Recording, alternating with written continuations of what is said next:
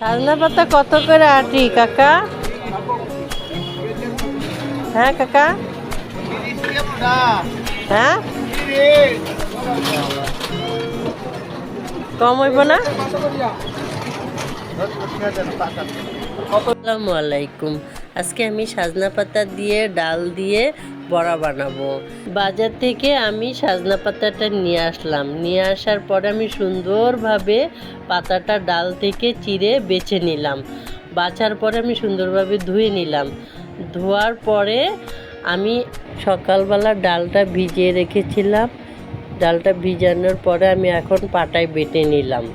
পেঁয়াজটা কুচি করে নিলাম। তারপরে কিছু কাঁচামরিচ দিয়ে দিলাম। এখন রসুন বাটা দিয়ে দিলাম, সাথে হলুদের গুঁড়া দিলাম। যতটুকু পেঁয়াজ কুচি করেছিলাম পোড়াটাই দিয়ে দিলাম। এখন আমার ডালটা মিশানোর পালা। এখন আমি ডালটা সুন্দরভাবে মিশিয়ে নিব। এখন পরিমাণ মতন লবণ দিয়ে দিলাম। তারপর কিছু কাঁচামরিচ কুচি করেছিলাম ওটাও দিয়ে দিলাম। দিয়ে সুন্দরভাবে আমি মিশিয়ে নিলাম। এখন সাজনা পাতাগুলো দিয়ে দিব। সাজনা পাতা দেওয়ার পরে সুন্দরভাবে আবারও মেখে নিব।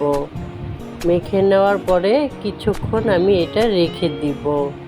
এখন আমি চুলায় ফ্রাই প্যানটা বসাই দিলাম। তারপরে তেল দিয়ে দিলাম। তেল দেওয়ার পরে তেলটা গরম হয়েছে নাকি আমি একটু পেঁয়াজ দিয়ে চেক করে নিলাম। তারপরে এক এক করে বড়াগুলো দিয়ে দিলাম। বড়াগুলো দেওয়ার পরে চুলার আঁচটা একটু কমিয়ে নিব যাতে আমার বড়াগুলো পুড়ে না যায়। তারপরে এক এক করে বড়াগুলা উল্টিয়ে ভেজে নিব। এখন এপিঠ ওপিঠ করে বড়াটি মচমচা করে ভেজে নিব। এখন আমার বড়াটা ভাজা হয়ে গেছে। একটা প্লেটে আমি ভাত নিলাম। তারপরে এক এক করে বড়াগুলো নিয়ে নিলাম, সাথে 2-3টা শুকনো মরিচ ভেজে নিলাম। এখন আমি শুকনো মরিচ দিয়ে বড়া দিয়ে গরম গরম ভাত খাবো। সেই স্বাদ, সেই মজা। ও ওয়াও, কি যে মজা এটা খেতে!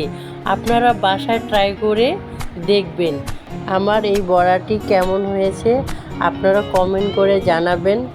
আর বাসায় অবশ্যই এই বড়াটি বানিয়ে আপনারা খাবেন। আমাকে লাইক কমেন্ট শেয়ার করবেন। আল্লাহ হাফেজ, বাই বাই।